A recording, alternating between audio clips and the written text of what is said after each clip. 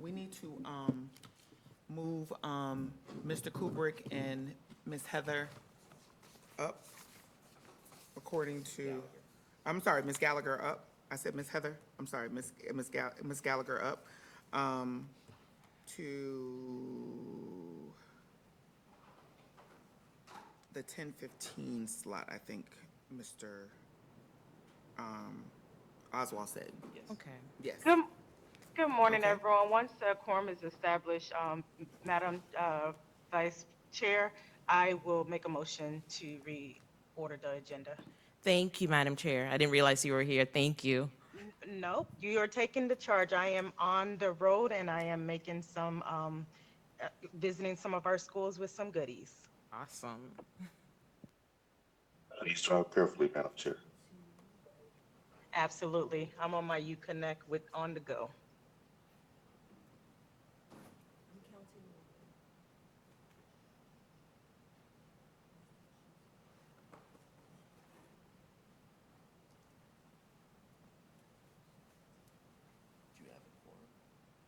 She's doing it now. She's counting it now.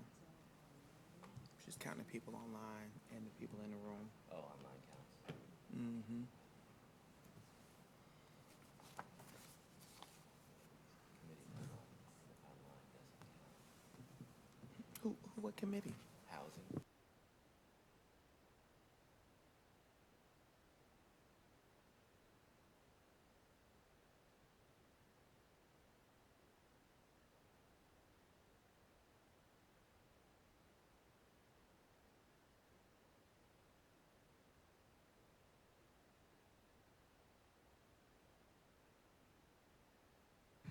Good morning, everybody. We do have quorum. We're going to call this meeting to order at 10:03.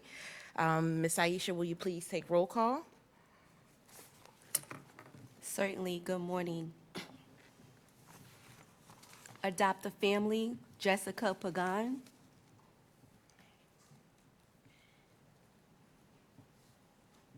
Okay. Best Foot Forward, Debbie Elman. Present online. Best Foot Forward, good Karen. morning. Good morning. Best Foot Forward, Karen Sparnati. Present.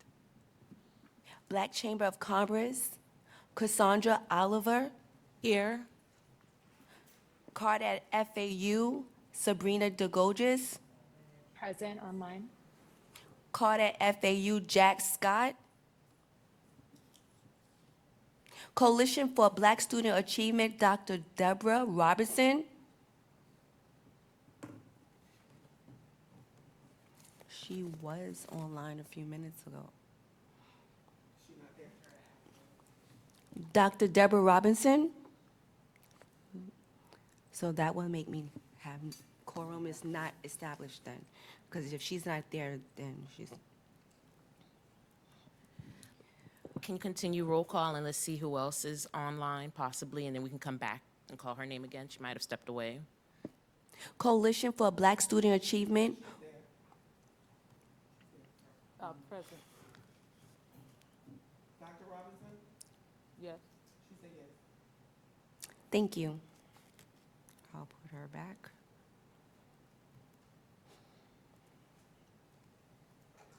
Coalition for Black Student Achievement, Gwinnett Williams. Compass Rex Barnes. Present online. Connect to Greatness, Dr. Cassandra Corbin Thaddeus. Connect to Greatness, Andre Thaddeus. Present online. Awesome.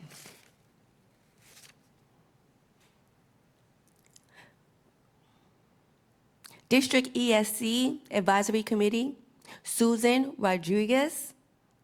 Good morning. Present. District ESC Advisory Committee, Michelle Beatty. Division of Blind Services, Caesar Vigo. And here, Economic Council, Craig McKenzie. El Sol Jupiter, Suzanne Whitback. Florida Hispanic American Chamber of Commerce, Juan Pagan. Ooh. Florida Hispanic American Chamber of Commerce, Evelyn Vargas. For the Children, Reggie Dorndies. Present online. Gold Coast Down Syndrome, Sue Davis Killian. She was here. Is she still present? She was. I'm gonna take her away. Guatemala Center, Mariana Blanco. Guatemala Center, Myra Cardenas. Hispanic Chamber of Commerce, Maria Antuna. Hispanic Education Coalition, Hector Piedra. NAACP, Diedrich Strong. PBC Council, Charmaine Postal.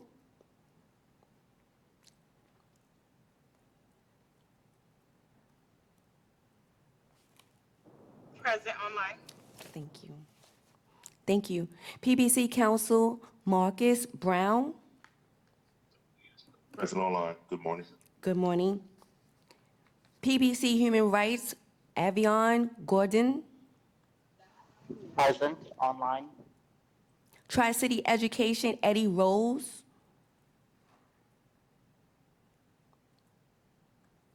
Tri-City Education, Mary Evans. Urban League, Valencia Barbiera. Volunteer Association of America, Whitland Pierre. Volunteer Association of America, Carlene Paul. Classroom Teacher Association, Gordon Longhofer. This concludes my roll call. Are we still at quorum? Thank you. Was that, this is Keith Oswald. I'm online. I'm on my way back from the middle school principals meeting. Did we meet quorum? She's recounting. Okay, thank you. Eddie Rhodes, is he trying to get in? Because he's calling me on my cell phone.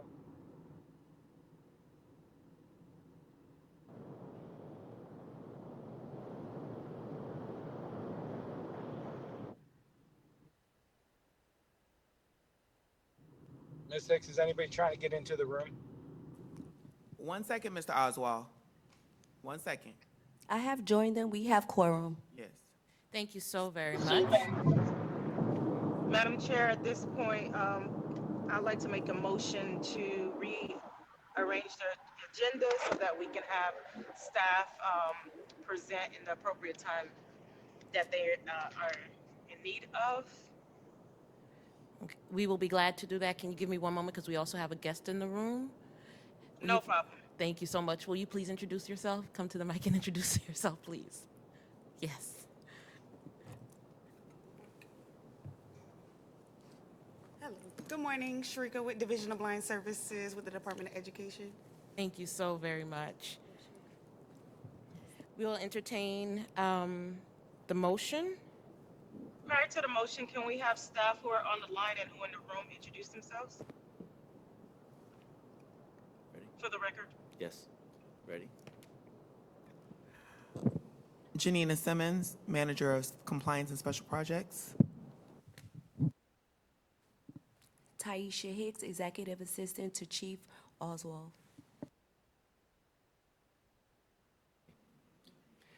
My name is Tim Kubrick. I'm the Chief of Human Resources. Not red is on. Elaine Gallagher, Director of Recruitment and Retention.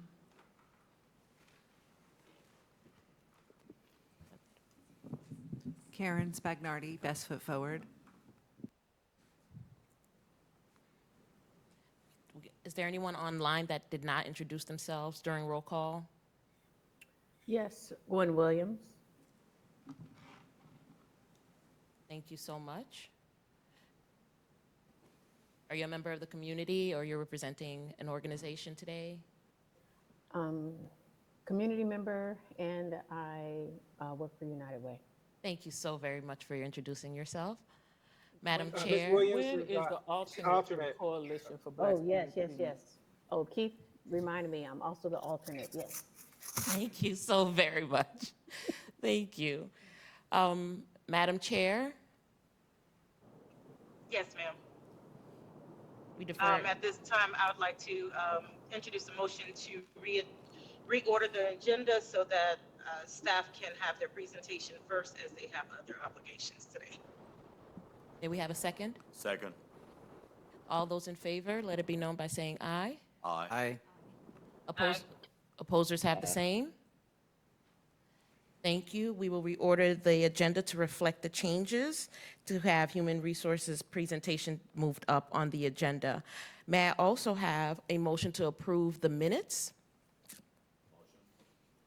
May I have a second, please? Motion, seconded, sorry. Thank you so much. We have a first and a second. All those in favor for approval of the minutes, let it be known by saying aye. Aye. Aye. Opposers have the same. Thank you so much. We will continue through the agenda for the public comments. Anyone online needing 2 minutes for public comments? Anyone in the room? Seeing none, we will move to the reordered agenda. Thank you so very much. We'd like to turn the floor over to Tim Kubrick, Chief of Human Resources, and Elaine Gallagher, Director of Recruitment and Retention. Thank you so very much for joining us this morning. Good morning, thank you. And thank you for providing some time for us to share some information about our hiring trends, our recruitment initiatives, our workforce diversity, and how we're remaining competitive with our teacher pay. So you can see this agenda here, we'll work through that, and where I'll get started is with our hiring trends. This is a snapshot over our last 12 months throughout the district, and this includes all hiring transactions, so your hires, your transfers, your promotions, your additional jobs, things like that. This is everything that's happening in a given year. And our hiring efforts begin to grow significantly around May in prepping for the opening of school year. And you can see that they peak around July through September, with most of our hiring happening there to get everybody ready in place for the school year. Now, one thing that I want to note is that this doesn't mean that we have almost 14,000 people leaving us every year, right?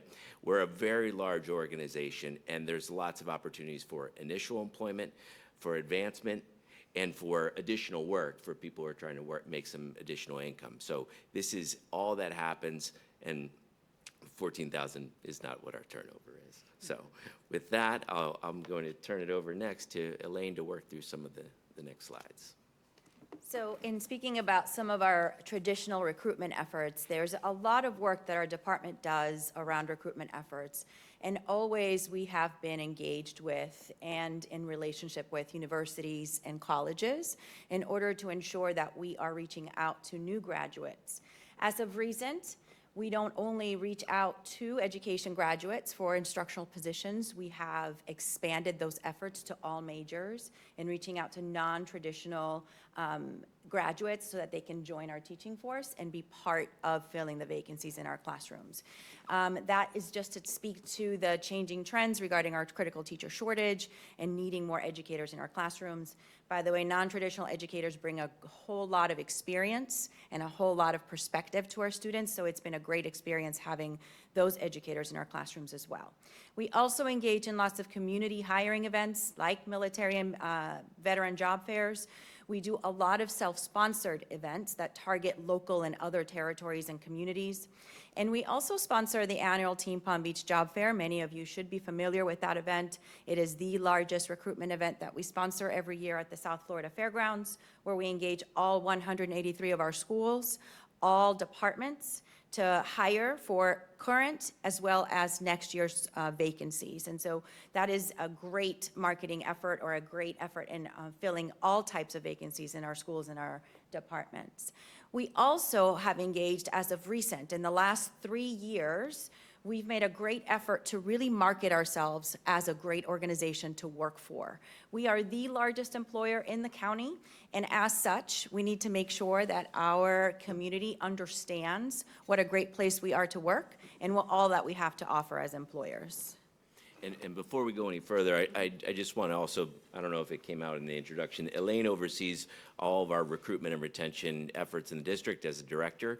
And heading into this year, all these things that you're going to hear about have led to this year opening, we have a 1% teacher vacancy rate, which is the lowest we have ever had. And Elaine and I have been in recruitment and HR for quite a while. And, you know, anytime you reached 2% was typically really good, right? A really good position to be in. But this year, right now, we have about a 1% vacancy rate, which is, as far as we know, the best we've ever had. Lowest in history. Yeah. We also, in the last 3 years, have engaged in international teacher recruitment. One of our solutions to the teacher shortage was to reach out and partner with a company called Educational Partners International.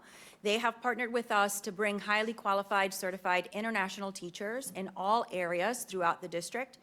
We have hired thus far 296 teachers with a J-1 visa from all over the world. They come from countries in South America, they come from countries in Europe and Africa, as well as the Caribbean. And so we have really diversified our teaching workforce through this effort with these teachers all across our district. They've got a great significant impact culturally, as well as in instruction with our students. What we've moved on to next and what we've shifted our priorities to is growing our own teachers.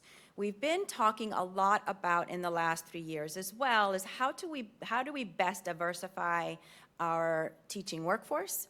How do we best meet the needs of our very diverse community? And in looking at how we can solve our teacher shortage, we were very engaged in some very short-term solutions. For example, lots of substitute teachers were out there filling vacant classrooms, right?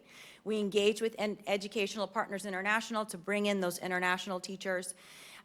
It's a great effort, but it's also a temporary solution. So these teachers that are on a J-1 visa come here for 3 to 5 years. After 3 to 5 years, they return to their home country, and we have to then churn those vacancies again and rehire new teachers to replace them all over again. The same thing happens with our Spanish visiting teachers. We do have a contract with the Ministry of Spain, and we do bring teachers from Spain that are bicultural and bilingual for our dual language programs and our international Spanish academies. Again, they're here on a J-1 visa as well, 3 to 5 years, and then they go back to their home country.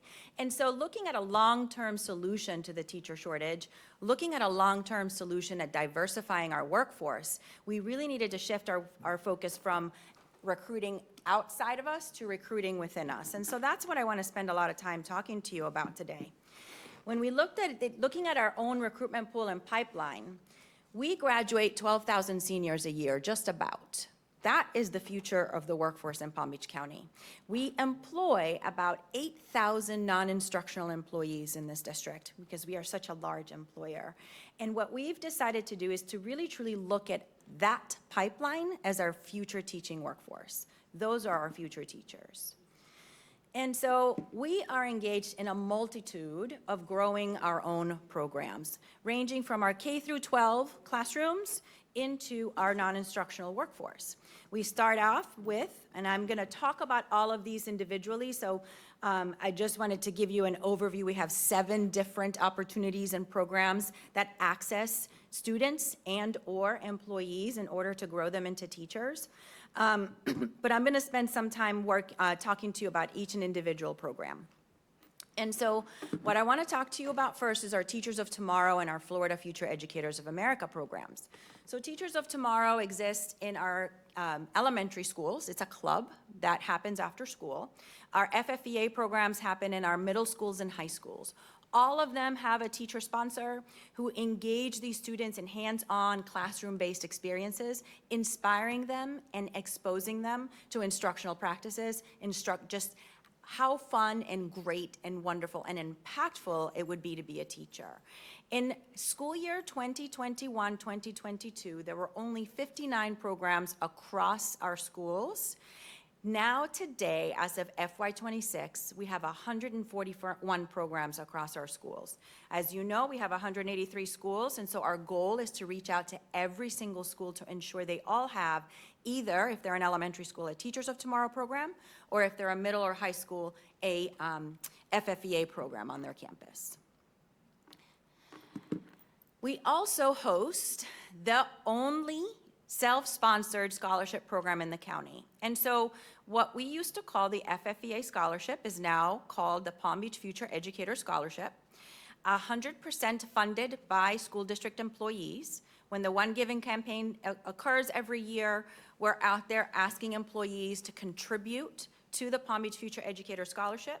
This scholarship is provided to high school seniors and/or employees that do not have a bachelor's degree and agree to become teachers in the future in the district. The scholarship provides them with $2,000 a year for a maximum of 5 consecutive years to earn their degree, and it's accessible to, of course, high school seniors, as well as the groups you see right there of employees that can also access that. I would love to show you some videos. We have some administrators, some current principals that were recipients of the scholarship that worked through our system all the way from being a paraprofessional into becoming a teacher, into becoming assistant principal, and then ultimately a principal. So it's really, truly an effort in growing our own workforce. So our intern program that occurs every single year, we've had this program for a very long time.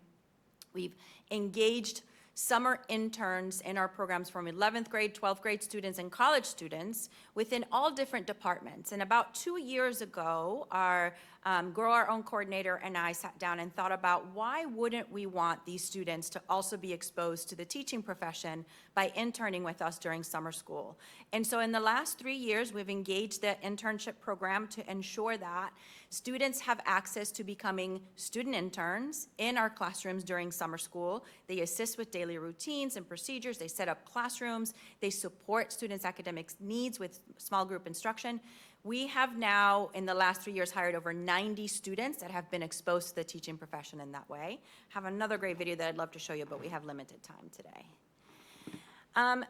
Another great thing that we've done in the last 2 years is that we had many employees, non-instructional employees, who were on their own getting their bachelor's degree in education. When it came time to student teaching, for any of you educators in the room, if you went through an education program, when you did your student teaching, you could not hold employment. And so student teaching is one of the only internships in any organization that actually doesn't get paid.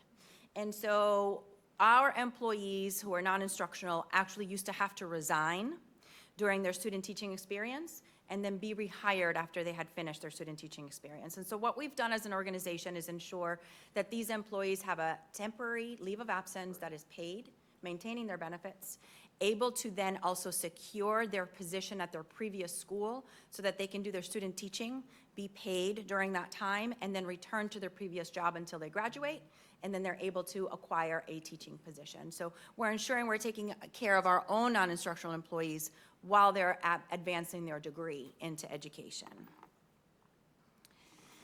We also are engaged in providing a certification exam voucher program. And so for our substitutes and non-instructional employees who already have a bachelor's degree, the state of Florida, many of you may or may not know, but if you hold a bachelor's degree and you are able to take and pass a subject area exam in any subject area. So for example, if you're interested in being an elementary teacher, but you have a marketing degree, a bachelor's in marketing, and you'd like to be an elementary teacher, in the state of Florida, you can go and take and pass the subject area exam, and you can acquire a temporary teaching certificate so that you can begin teaching in a classroom.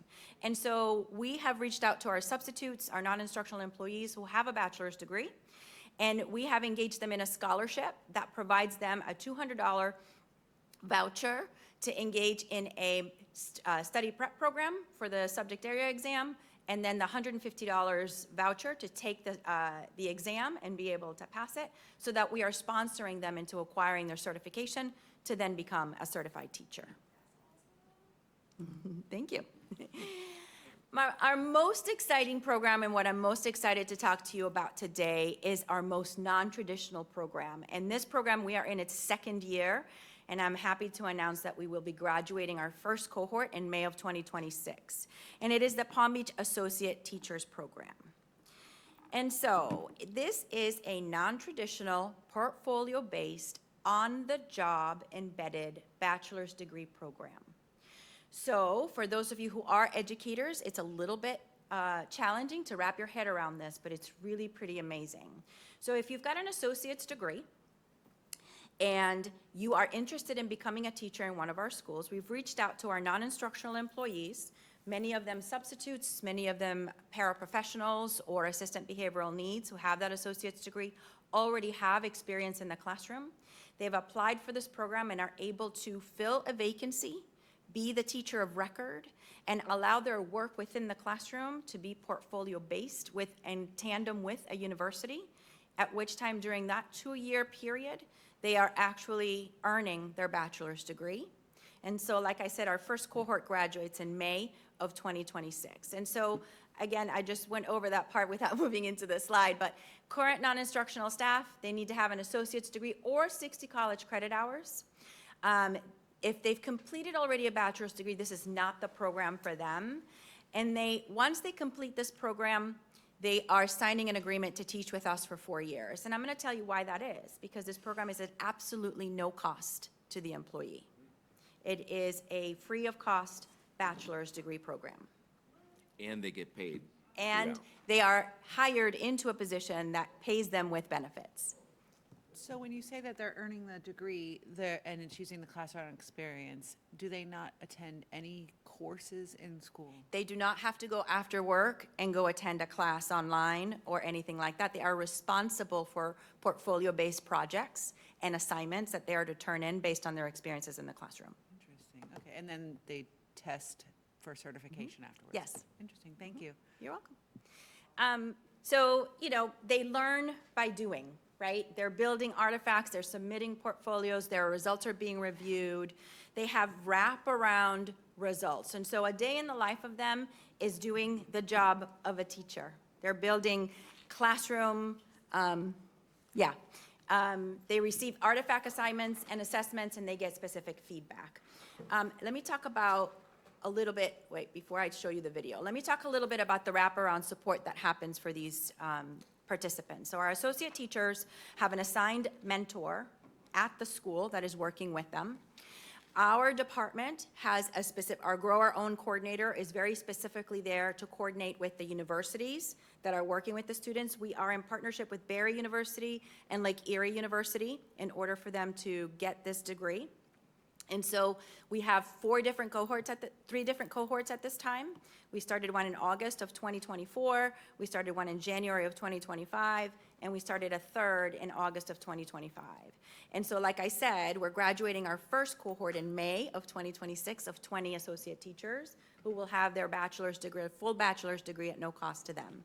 It is not a program for the weak. It is a program that is very strong and arduous. And so what we've done is ensure that we are partnering with all the stakeholders possible in order to provide them with wraparound support. So our team is partnered with the professional development department to ensure that mentors are trained the way they should be, that our team is providing the associate teachers and the universities all the right information and resources, and then we partner with a company called Bloomboard, who works in between with the universities as well. So when I say wraparound support, we also work with the principal and the stakeholders on the school campus to ensure that these teachers are successful. And so I want to show you a quick video that's going to talk a little bit more about the program.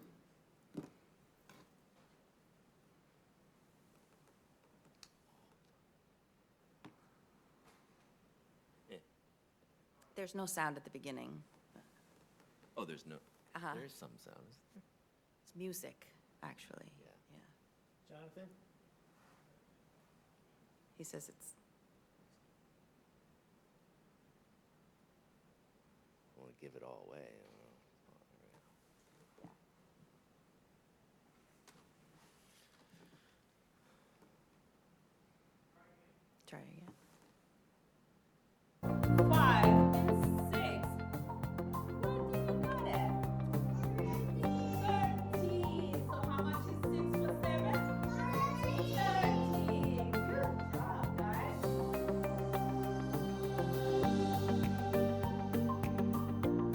It's the Associate Teachers Program, and what we do is we have non-instructional staff who have at least an associate's degree or earned 60-plus credit hours.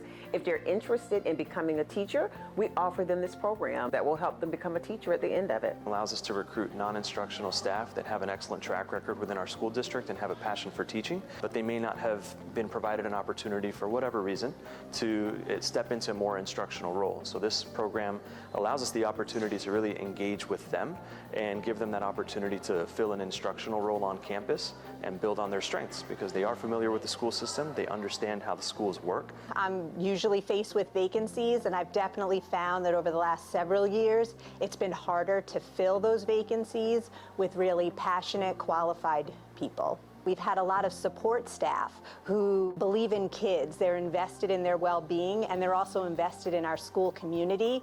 And with this program, I've found that those happen to be the best individuals to be teachers in front of kids. I love giving back to my community, and in a way that I'm giving back is teaching our kids. I grew up having the most amazing teachers ever who have shown us, patience and love and kindness, and I wanted to be a part of that. I think this is an unbelievable solution that as we continue to foster it, advertise it, I think we're going to start seeing more people take advantage of it. I wanted to make more of an impact. I also wanted something that I was more stable in because as a long-term sub, you're kind of like bouncing all over the place.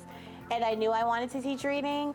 And so when I saw the program, I knew that it was something I wanted to join because it would give me the stability that I needed. This initiative really and truly has been very simple to follow. It's been very clearly communicated, and it's been very effective in terms of its implementation, where we're able to kind of see a candidate pool, interview the candidate pool, recruit them, get them hired, get the support in place, and have them start in the classroom. We're investing in our own. We are truly growing our own employees. We provide the opportunity to go back to school, have on-the-job training to become a teacher while they're filling a vacancy that a school had. So it's a win-win.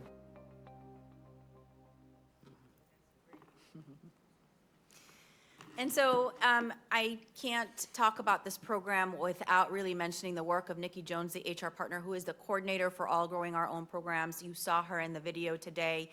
We have a dedicated webpage to all our Grow Our Own programs, letting you know all the different things that you can access as an employee.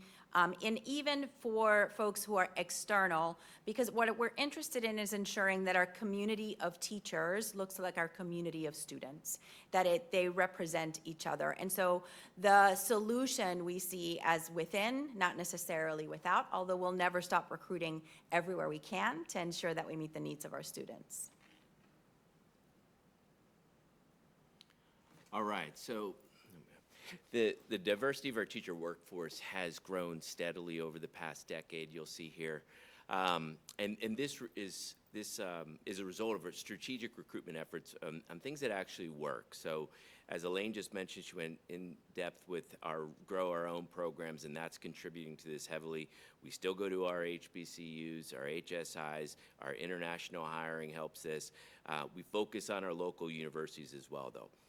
We know that in South Florida, like FAU, for example, we were told, I think it was somewhere between 90 and 92% of their students were from here, were from Palm Beach County or South Florida in general. So we really started to focus heavily, for many years on that, and we're seeing the results of it. And the thing I'd like to point out is that, percentage increases are a lot more. It might look like, oh, we're just going up 1% here and there, but 1% in these kinds of numbers is significant. We have 13,000 teachers. We hire anywhere between 1,000 and 1,500 teachers in a given year. So the percentage increases, it takes time. You're not going to see a jump, significantly year by year, but over time, our trend is going in a very positive direction here.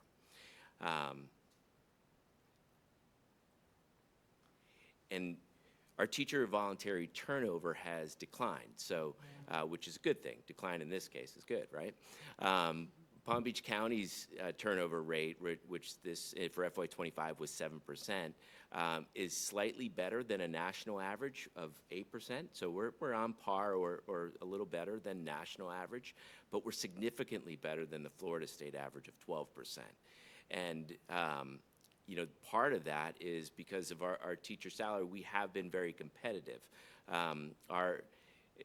When money has been available, our school board, our superintendent, our CFO have all prioritized employee salaries and especially teacher salaries. And also our voter-approved referendum has contributed to this heavily. It's very important for that to continue. And it's brought us up to a $69,200 average teacher district salary, right? So compared to our state average, where you see the salary is $56,000 approximately, we're doing much better than that here. And with that, we have one more video to show on. Mr. Kubik, before you go on, I have a question. Is that salary including advanced degrees or all at the bachelor's level? That would not include your bachelor's degree. That does include referendum though. So that's our average teacher salary. All right.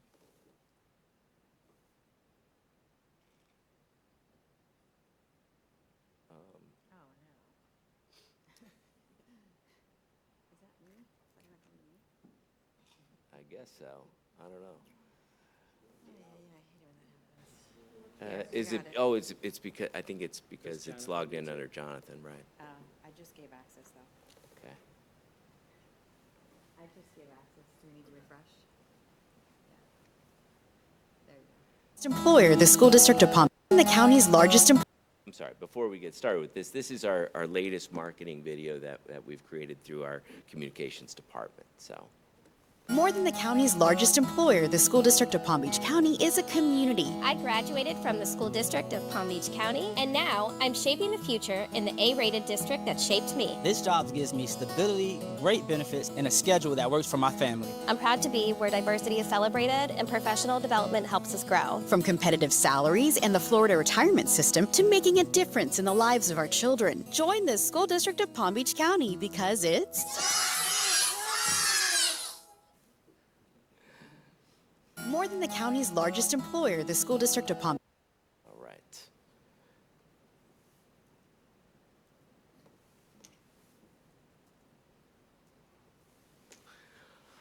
So that is what we have for you today. We'll open it up to any questions or discussion. Do we have Dr. Robinson, is that you? Yes, it is. So just a quick comment and a suggestion. So I've actually heard people praise the videos that they have seen for recruitment for the school district. And this is the first time I've seen it because I guess I don't know what I'm not watching. But I just this is what struck me when I saw that, and maybe I didn't pay close enough attention, but it looks as though all the teachers depicted are females. And if I'm correct, next time you go around, can you include some male teachers? Because that's a long-standing, what I would consider deficit, but good work. And I see some of the advertisements in other places. So I'm glad to see this real effort to recruit and grow your own. I just had that brief comment on that video. Thank you. Thank you. Thanks, Dr. Robinson. We actually really make sure that our marketing is quite diversified. And so if you saw our one-pager, our other commercial, you would see that representation as well. Leo.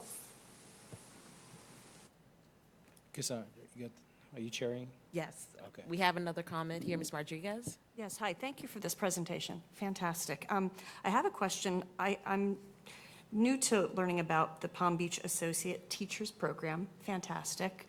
I represent ESE. And so I noticed that it also is for teachers that are being trained for the ESE student population. What support, since obviously each ESE student is unique in their learning style, and I love the idea of it's incredibly valuable, learn as you work in the classroom. What type of support is in place for the teachers, the teacher associates, to be trained on the unique learning styles of students with special needs? So we're actually partnered with the ESC department specifically to provide that training. We host learning labs once a month with our associate teachers and specifically hit all those needs. And so sometimes we'll meet with the ESOL department and multicultural in order to ensure we're meeting the needs of those students.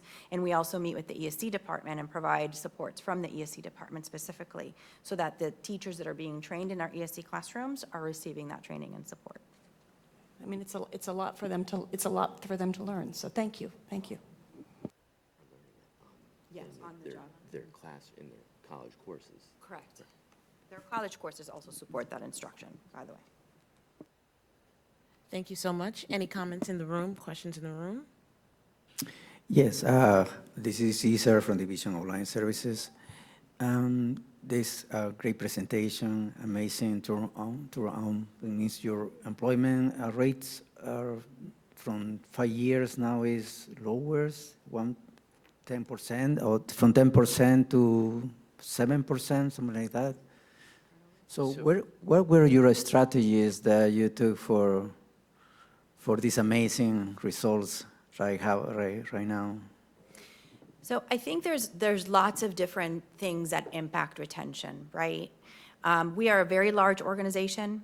We are one big company, but we're also 183 different companies. So retention work does not sit in one department or does not sit with one leader. It sits with all the leaders in the district. And I think we've all invested a lot of work and time together to ensure that we're providing our employees the best opportunities and the best support. One of the things that has been instrumental, specifically with our instructional workforce, our teachers, I will say, is salary. It's the referendum. It's helping to ensure that teachers know that they're getting pay that is competitive compared to other school districts, right? I think that has been a big impact in the last 4 years. I can't talk enough about that referendum and the need for the community to continue to support that. But I also think as a department, we're also very engaged in the strategy of ensuring that our leaders have the resources available to them to support their staff, to listen to their staff and their needs, and provide them with opportunities to engage in strategy that will help to keep them in their buildings. Because like I said, that the retention strategy doesn't just sit in my department. I don't touch 13,000 teachers. Our leaders touch the particular teachers that are in their campuses. And so our work is to work with those leaders to support them in having the resources and tools to make sure that they're retaining them. And I think that as a district, we're very engaged in that strategy altogether. Mr. Vigo, I want to add to that, because they won't brag on themselves, but I will have to say that they've also walked the walk, and what Ms. Gallagher said about listening. They listen to the schools and the needs. They've done the recruitment. Mr. Kubrick was my recruiter back when I was principal of Boynton Beach High School. If it wasn't for him, I probably wouldn't have had a staff. But he got me stellar teachers. We moved the school letter grade, but he was really the person behind the scenes, really helping me when I was at the school level, making sure. And I think both of them have taken on that leadership role to infuse that throughout the department, to making sure that all of the specialists and that support is happening.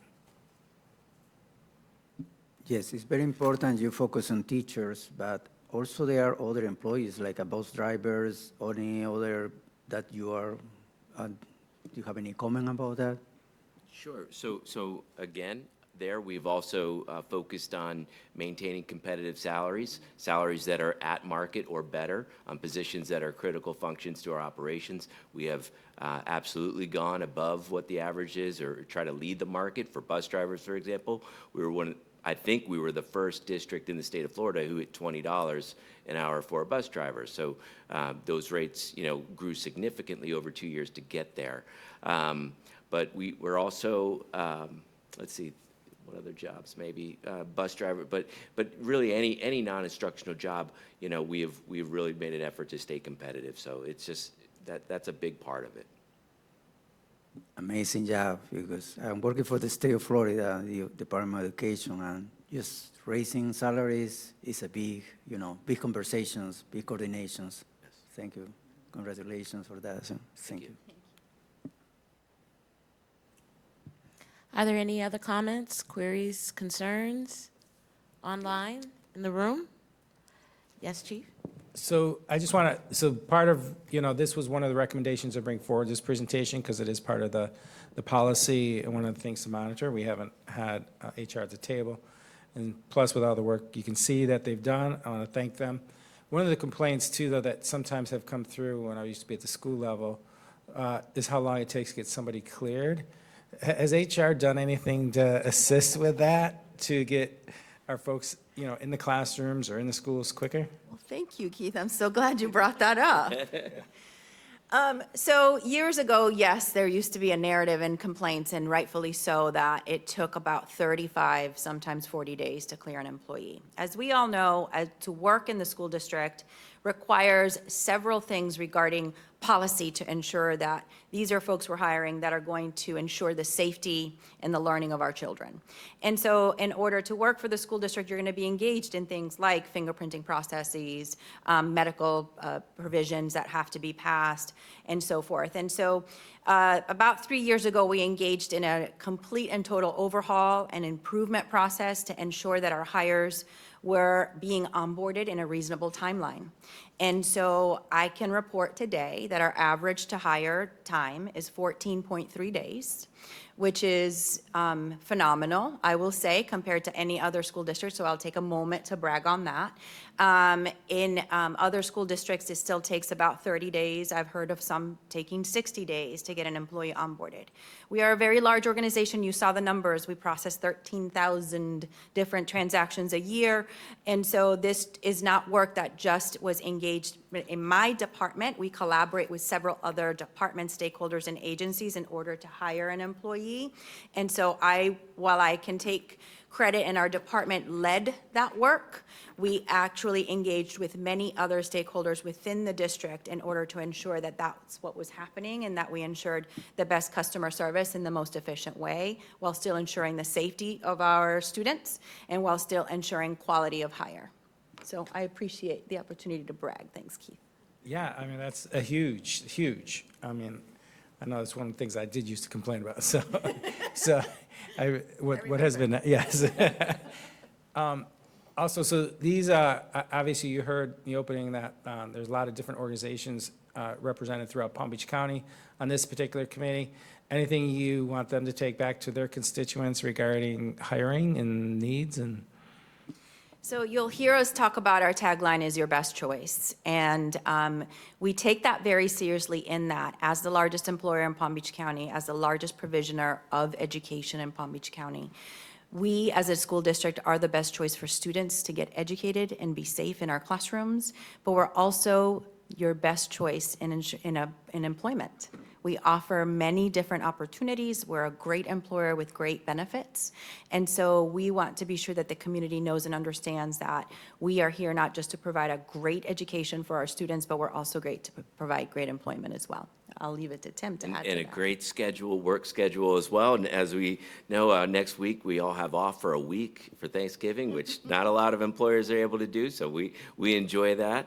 But also that we are always hiring. We do have opportunities. So a lot of times I've heard that, people don't know we're hiring. We hire year-round. It's not just to open school, and it's not just teachers, right? We have a large number of opportunities for people in non-instructional roles, and along with that, the pipeline, that the advancement opportunities that we have through this district is very unique to us because of our size. We have 23,000 regular employees in the district and many, many different roles to fill. So just because you come in one role doesn't mean you stay that forever. We have a lot of different pathways for advancement throughout our system.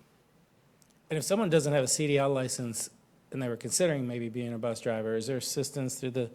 We do train them for that, yes. And we do have one thing I was trying to remember to answer your question was what else we're doing.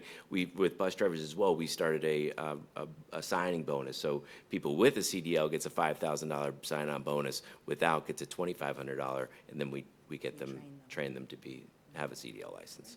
So we are, focused on more than just teachers, for sure. So please make sure that you take that back to your constituents, that we are hiring, there are opportunities, even if you don't have all the skill set that you may think you have. And one of the great videos that you didn't see here was our, maybe 2 years ago video, right? Where it was focused on it was children whose parents worked for us, right? So it was, showing how you can work for, a lot of times people may have kids in our system and would like to be on their schedule, and we have that opportunity. And it was a lot of different employees explaining how great it is to be on the same schedule, to be there for important events with their kids and stuff like that. So, that is something that I think is unique to us. Thank you so much. We do have a hand up online. Dr. Robinson? Yes, thank you. So, Mr. Kubrick and Ms. Gallagher, I don't know if you're aware, we have an ad hoc subcommittee of this committee that is trying to look at teacher placement issues. And so we have several questions related to that. The chair of the committee had to leave. And so I have some questions I want to ask unrelated to the subcommittee's work, but would you be able to attend our next subcommittee meeting so we can kind of dig into some weeds to understand how teacher placement takes place as opposed to getting into those weeds in this meeting? I'd have to check our availability. I'm not sure when that next meeting is, but we're January 22nd. I think Mr. Oswald can probably. Yeah, January 22nd. 9 a.m. So is it a meeting just like this here? It's like this, but Oh, it's just okay. an hour before this. That was an hour before. The time and the date right now. That would work it looks like it would work for me. We don't, Okay. we don't, remember, we don't meet in December.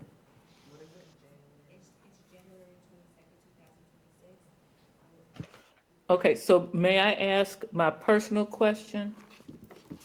And then what time is this meeting scheduled to end? Same time as usual. We have time on the agenda, though, if it's for your personal question and not for the ad hoc committee, since they've agreed to attend your future meeting. Okay, so the question that I have is, what is being done to hire second career people and schedule them on a part-time basis? So second career people in roles as teachers? Yes. Yes. So we do have part-time teacher roles. I would say that, that's not a common job. Years ago, I mean, I'm talking probably back in 2011, 12, 13, there was something called an adjunct teacher, I believe it was called, and that was introduced during negotiations and never took off. So really, there isn't much happening in that sense. We do not have positions for that, except for our substitute position that someone could come in and work, on as a temporary role. But we do have half-time teacher positions where, could be beneficial. Somebody doesn't want to work a full day. Those jobs do still come with benefits, which is, so you're working 18.75 hours a week and you get benefits. And it's usually a pretty flexible schedule. Most principals are able to create a schedule that works well for them, so they don't have to maybe be up very early or be there to the end of the day. But that's probably it. Elaine, you got something else? Yeah, I think, Dr. Robinson, are you referencing maybe someone who has a specific expertise that could be brought to Absolutely. our schools, right? Absolutely. And so that is definitely the adjunct teacher piece that we would love to look into. It's something that has to be brought, has to be brought back through certification pathway and how to get a teacher, how to get someone the right qualifications to be in the classroom teaching that particular subject area, as well as coming back to policy and CBA, collective bargaining agreement. So we have several different steps that we would have to take. We are very interested as a department in moving forward with that, and so we'll continue to pursue it, but it'll take some time. So may I follow up? Sure. So I really, truly want to strongly encourage you to push that in whatever pathways you have to go down, because we're missing talent that's in our community. And we're also, I, I think, and I know this is not exactly an HR function, but the opportunity for students who might be ready to take, for example, advanced placement physics, and that it's not enough students at that school to fill a classroom, but then they can zoom into another. I mean, I think I need you guys to help the district get more creative in these competitive times, but also to meet the students' needs, right? And just to give you an example, I remember we visited a school in Fort Myers. It was Dunbar High School. There was a guy there teaching cybersecurity who used to work for NSA. Like, seriously? Like, who else do I want teaching that, right? But we have to figure out how to get those people. My husband has a degree in physics. He might want to teach physics or music, but he's not going to do it full time. So we're missing talent, and that talent could fill gaps that we have in terms of being able to offer our young people, the expansive and high level educational experiences, I would hope. And the last thing with that is, please teach the principals how to take advantage of it, because it does not seem to me that they know how, other than the artists in residence positions in the art schools. But thank you. Thank you, Dr. Robinson. I appreciate the encouragement and the support. I very much agree with you.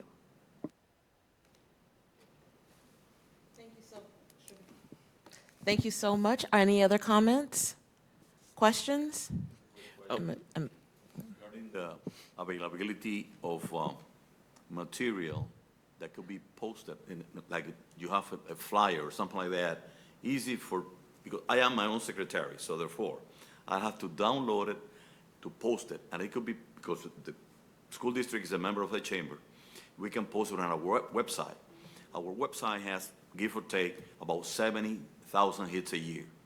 And the whole thing is there a way that I can download one of those flyers that will link back to the school district? That would be great. And it won't cost you anything because it's already part of your membership. All right. I think I have your email address and can send that to you. You do? Okay, thank you. We have a couple flyers, I think. Yeah, right. Okay. Dr. Robinson, ahead of the next meeting, if there are specific things that you want us to be prepared to answer, it would be helpful to know that in advance so that we can have that ready. Yeah, Ms. Hicks can share them with you, or at least the start of the questions. All right. Thank you. Thank you so much. I think all the agencies would appreciate that flyer email so we can share with our constituents. And then we have another person online. Please pardon my eyesight. I cannot see whose name was that? I think that's Mr. Brown. Mr. Brown? Yes. Thank you. Yes, good morning. You've already answered my question. I wanted to know if this information can be posted to all of the other organizations that are associated with the county, such as the NAACP or organizations like that. Yes, well, they're going to share with If me, I and can I'll send share it out. with you and you can share it with everyone, that would be great. We'll send that out. We appreciate you guys sharing that with your constituents. Thank you all. I appreciate you giving us the time to present this and for all the questions. Thank you both. Appreciate all the good work Thank you you're doing. so much for coming Thank today. you. Have a great week.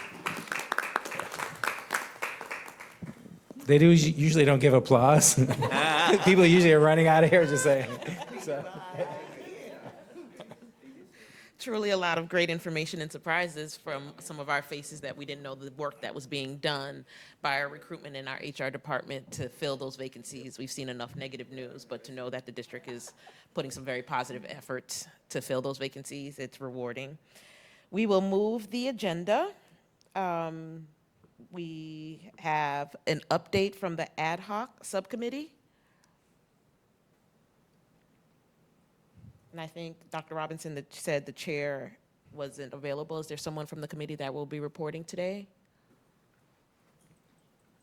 Well, I guess I could just report that basically the substance of our meeting was outlining questions that we would ask HR in this meeting, which we have now deferred to the January meeting. That's very good. Thank you so much, Dr. Robinson, for recognizing that and posing that question in order to have dedicated time in that space to handle those questions. Thank you, Dr. Robinson. Any questions? We are taking that subcommittee's information for information purposes, excuse me. As we move through the agenda, updates from Chief for Department of Student Health and Wellness.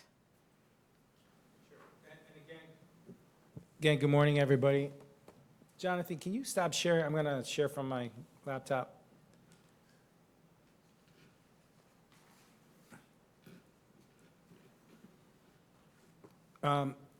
First, last night at the school board meeting, and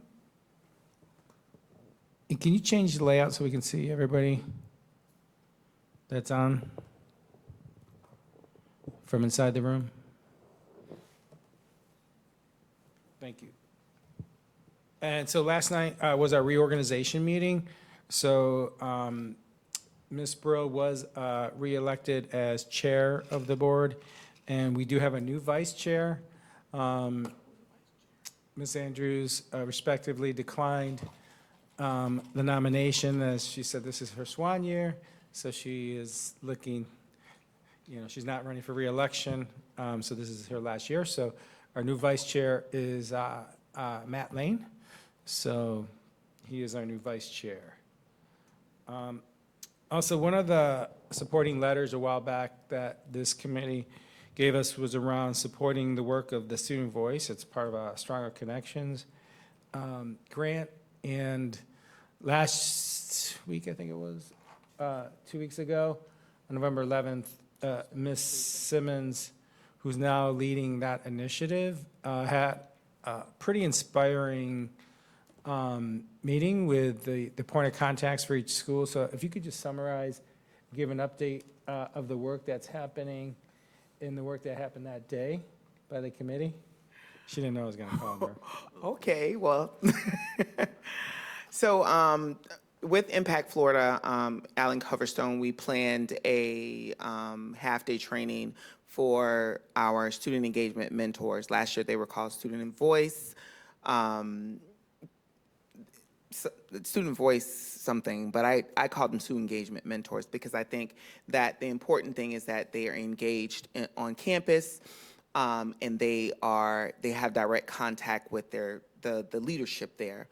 And this year we wanted to really give them inspiring strategies to take back to work with their student voice councils on campus. So each school has a student voice council on campus that they build.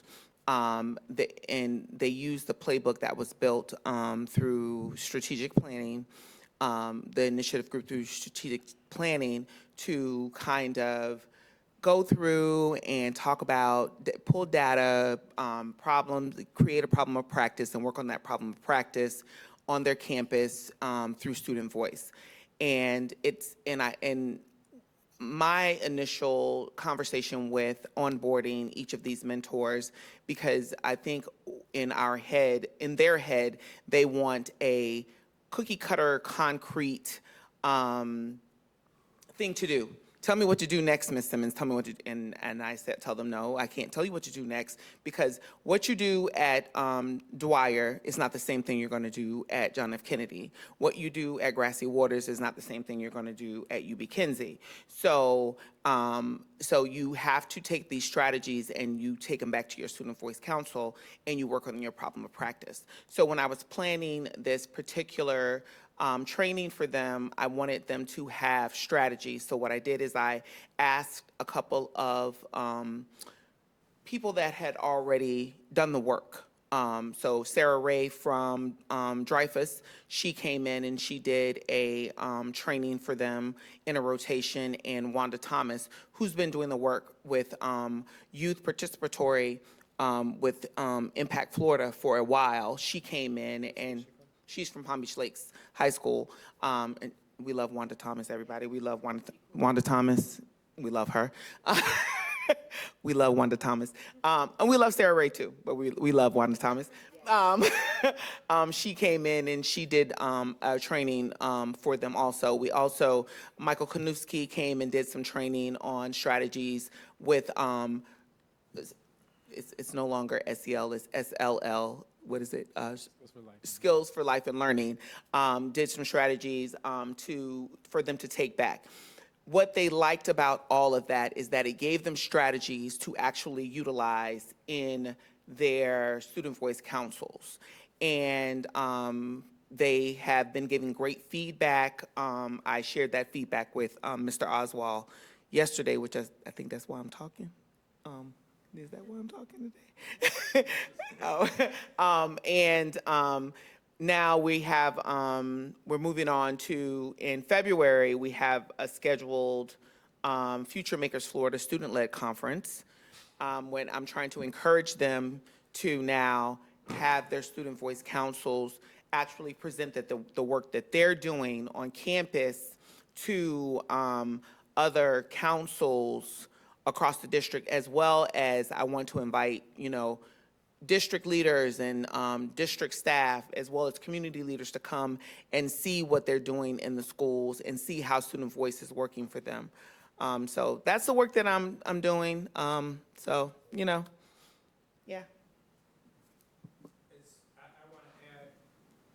I want to add on that she also brought in the Superintendent Student Advisory Committee, some of those members, and they did a panel as part of the opening. And I have to say, it was pretty powerful to hear these students talk about having their voice heard, whether it's at the district level or at the school level, and really expressing gratitude to those individuals in the room, to the teachers and the other people who are the point of contacts, to really employing to them to continue to the work to lift student voice, because it's so important that they want to be heard and be part of the solution. And so it was really awesome to see, and the point of contacts were really appreciative of the words and the students, and really kind of left with greater inspiration and passion to make sure that work continues. So good job, Ms. Simmons, on that. We appreciate what you're doing. Also, what occurred since our last meeting is that we had, the school board had its joint delegation meeting with our local legislators. Let me find.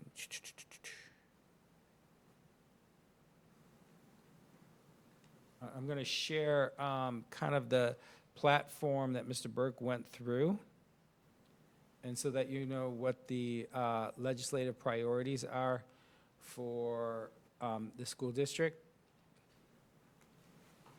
And this, by the time we meet next time in January, I think the session will be opened up already. And so each of the buckets, you're going to see kind of a theme. Ms. Morgan, Dr. Morgan, who's our chief of staff, presented this to our board, which was adopted as our priorities. You're going to see a theme around funding and concerns around funding. So around safety and security, again, recommending and support that for enhancements to school safety, that the legislature increase that funding for our schools. You're going to see this third one, recommend the posting of age and developmentally appropriate human trafficking awareness and resource information, discrete locations throughout middle and high schools.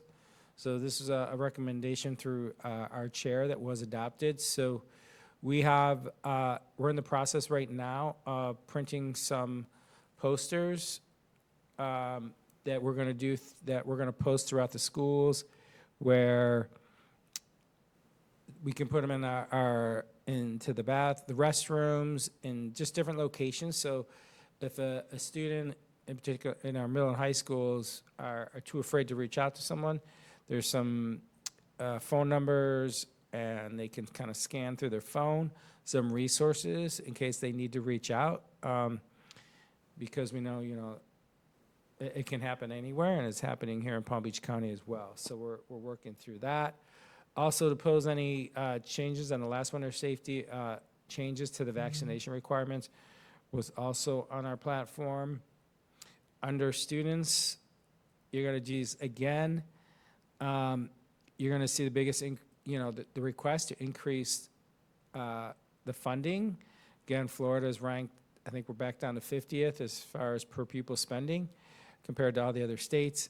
That's why we have this referendum and other supports out there. So we really are pushing for increased funding. Also, the last one there, the performance-based bonus. You remember, you may have recalled that the Accelerate coursework, which is AP, IB, and ACE, was at jeopardy to be approximately cut in half. So we want them to kind of just hold that harmless and leave that go. It was added, and that was thanks to the pushback that the legislators received throughout the state. Teachers and staff, again, funding, we need to, we're trying to increase compensation for our educators and other staff, but again, it comes down to funding. Under finance, the required local effort and the millage is to continue to allow and increase that based on property values. Have a whole, so the school voucher enrollment growth,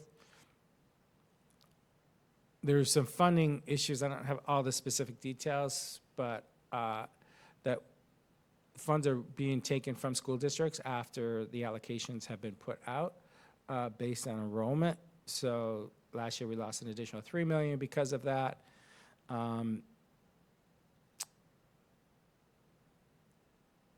Again, just fully funding any new mandates that come down by the state. Often, it's typical that the mandates that are typically unfunded. And then freezing millage rates, pose legislation that seeks to freeze or cap certain millage rates. And its impact on schools. You've probably seen a lot about the property taxes and cutting property taxes. Most of the legislation that has been introduced has a hold harmless for education in that. Curriculum, again, you're going to see the funding, continue to support funding.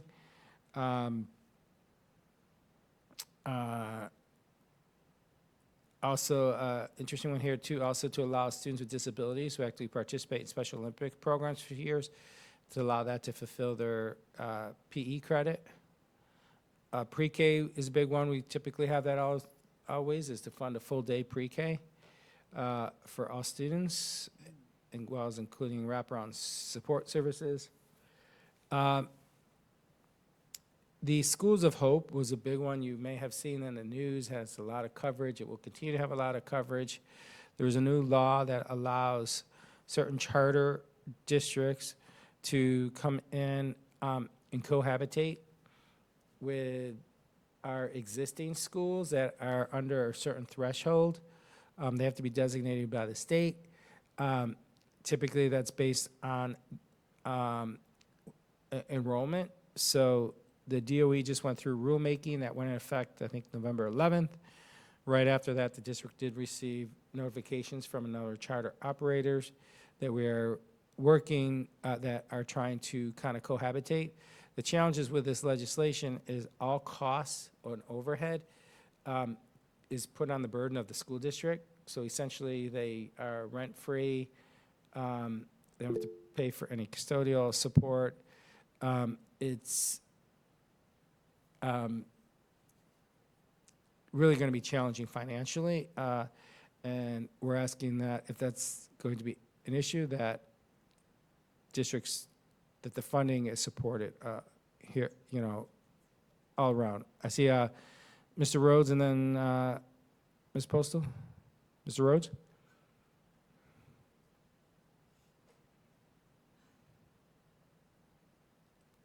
Eddie Rhodes, you got your hand up or no?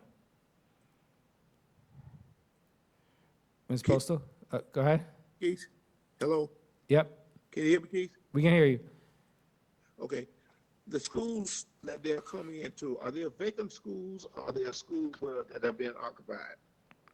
Because the news said it was vacant schools, so I'm trying to figure out what school would they be It's coming not into? vacant, no, it's Allowed not. to come in. They're trying to get into schools. All the schools are already occupied, but they have space, alleged space, I should say. And we're currently, Chief of Staff Morgan is working with our legal department, the superintendent, on our replies to those legal departments as to why we can't meet that because of other challenges we have with those locations. But they are already occupied by students. You just have vacant spaces. You're welcome. Ms. Postal? Yes, so two things. One, I am actually, that's another reason I did not drive up to West Palm today, because I will be heading south for a press release, for a tri-county press release with several groups, including the PTA. And just so we're clear, so when we pull the list of schools, and we have all the Palm Beach schools, there's 3 organizations that are soliciting Palm Beach County for the record: Somerset, Bright Prep, and Mater. And these are all charter schools that are charter or whatever, that are soliciting our schools for co-locating, and predominantly are schools of Black and Brown, like Mataluca, K.E. Cunningham, Carver, J.C. Mitchell, a lot of our Title Ones as well, Belle Glade Elementary, Palmetto, Palm Springs. Some of the schools, Yeager, Bear Lakes, Congress Middle. So if you look at the list, a lot of these schools, Village Academy, a lot of these schools are schools that are of the Black and Brown communities that they are looking at, and they're looking for, okay, 270 space, 1,000 at Pahokee Middle and High School. They're specific with the amount of seats that they want as well, that they have applied for. So there is quite a bit of the schools that they have applied for, and yeah, I can share the list through staff if anybody wants it or interested in it. Wow, very interesting. Yeah, I've never seen anything like it, legislation like this, so it's quite challenging. And obviously, an already financially burdened school district, as well as throughout Florida, it will only add. And they're trying to do this throughout the state, as Ms. Postal shared. Mr. Brown?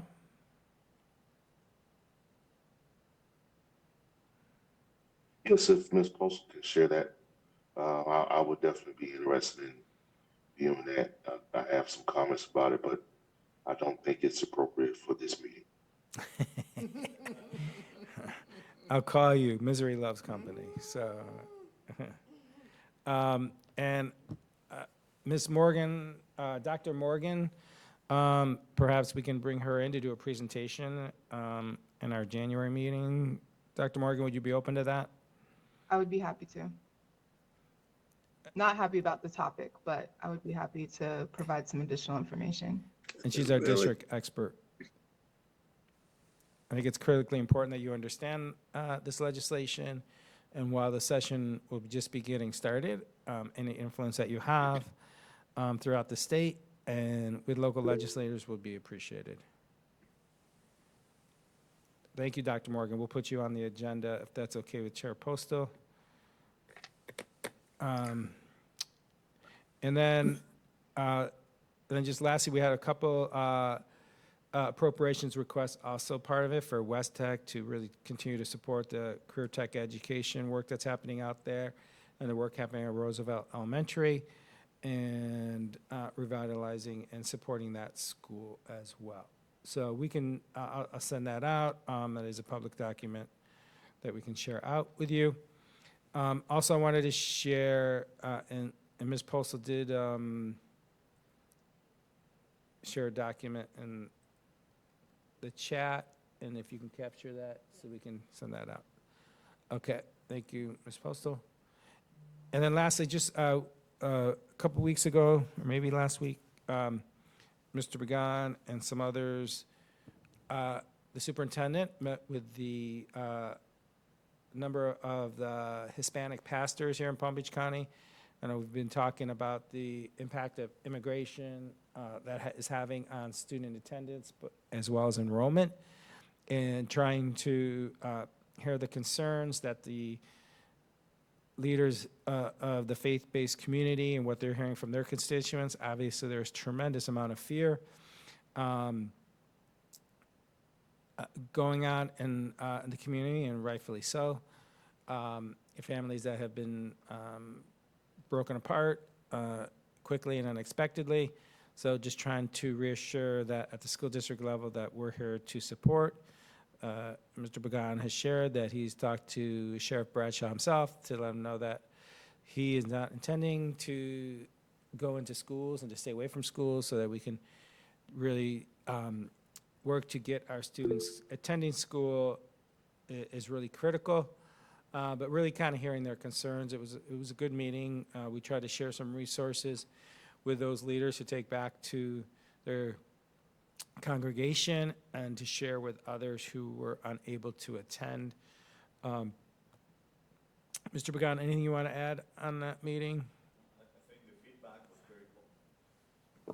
The feedback was very positive, was very, in a quote-unquote, comforting, even though one of the pastors that was here, her son-in-law was taken away, from her, whatever, happened. So, but nevertheless, Sheriff Bradshaw has been very consistent, saying he is not part of ICE.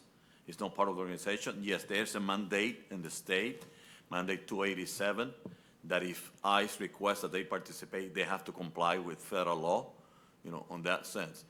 But that given that, it's not like they are up front, stopping people on every corner and checking IDs or anything like that. So it's still working with the community, and that's the feedback we keep getting across the board. The same thing with the chief of police of the city of West Palm Beach, Colonel Chief Tony Araujo, was the same feedback. They are not part of this, but they want to make sure if you comply with the law, you're not going to get in trouble. That's the bottom line.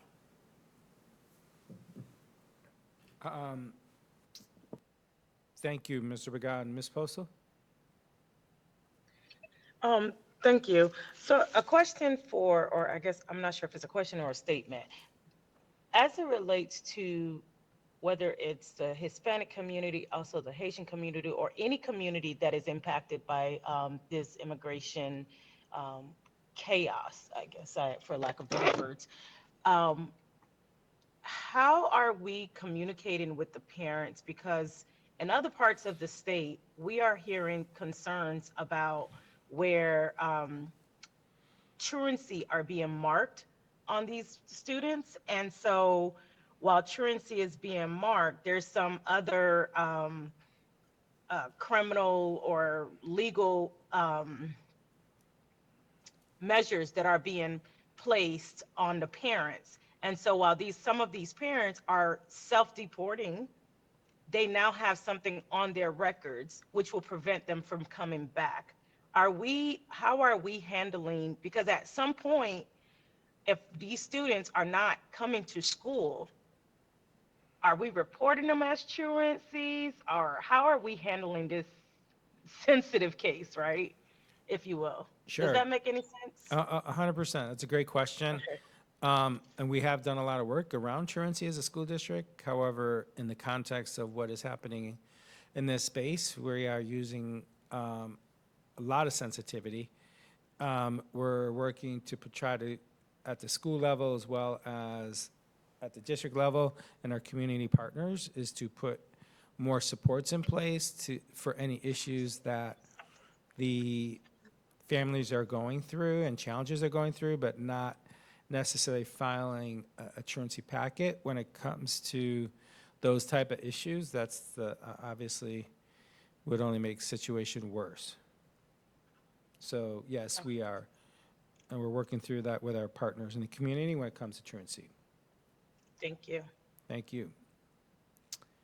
And just, I think a couple people came in after roll call, just make sure for the record that they get, Mr. Rhodes came, want to make sure we reflected him. Yeah, Ms. Williams. Keith, can we talk offline further about that? Yeah, absolutely. Mr. Strong also came in? Yeah, okay. Anybody else didn't get, I think that was everybody. This is Michelle Beatty. I was admitted late also. Yes, we got you. Thank you, Michelle. Okay, and that concludes my updates. Vice Chair Oliver? Thank you so much, Chief. We are continuing on the agenda for any unfinished business.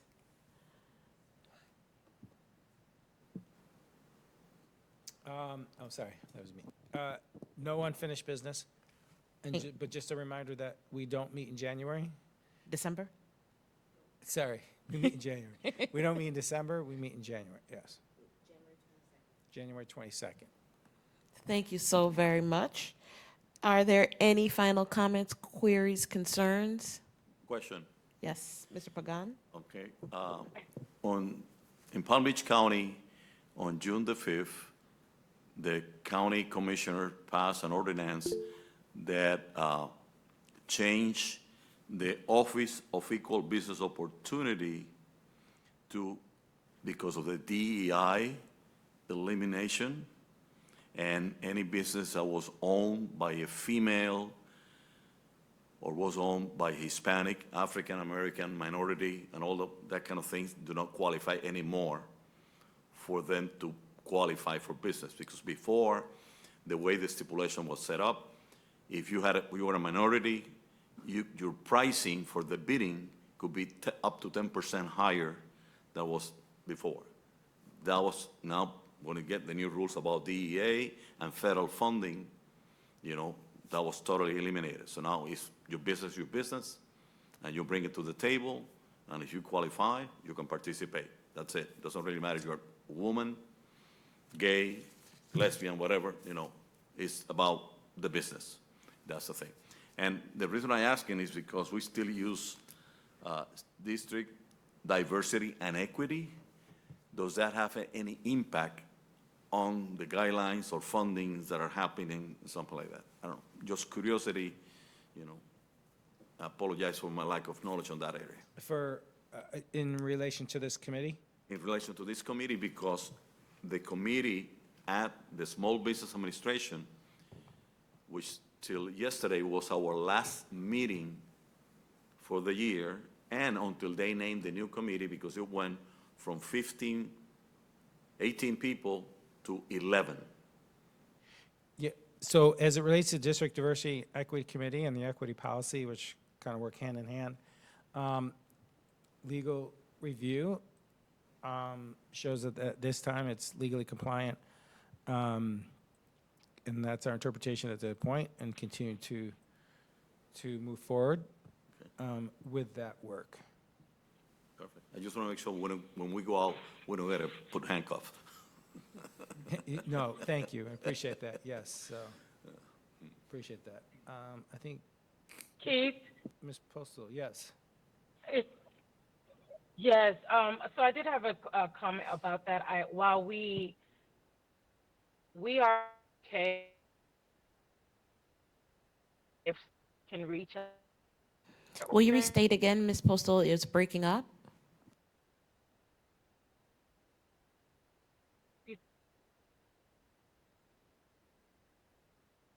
We're not able to hear you at all, Chair Can you Postal. hear me now? Can you hear me now? Yes, Is that better? much better. Okay, let me try. Okay, so what I was sharing was, if I can ask staff to reach out to some of the organizations that have not been here for quite a bit, some of our organizations that have been active in this committee, because on other committees or other hats that I wear, some of these organizations have also dropped off in anything that had DEI remaining in their particular, or DEI remaining in any of the organizations that they're affiliated with. They've dropped out of them. So can we take a look at the organizations that have not been here and reach out to them again? Yes, we'll review that, Ms. Hicks and I, to reach out to them and. Because they have they had to get rid of it from their side. And so attending these committees would be in violation of their particular policies. Of the policy, correct. Yes. Yes. Yes, we can work on that. Thank you.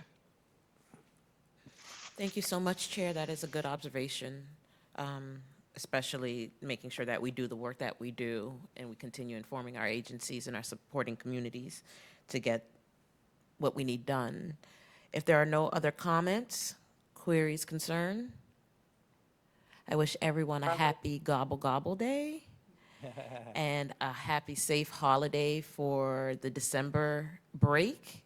And we would love to see you all back ready with new, fresh ideas so we can continue engaging our communities and doing the work for the kids that we do and their support systems along the way. Seeing no other comments, we need a motion to adjourn, please. Second. Thank you so very much. We are adjourned for today. See you all in January. Thank you all. Have a great Happy holidays, Thanksgiving. everyone. Appreciate you all.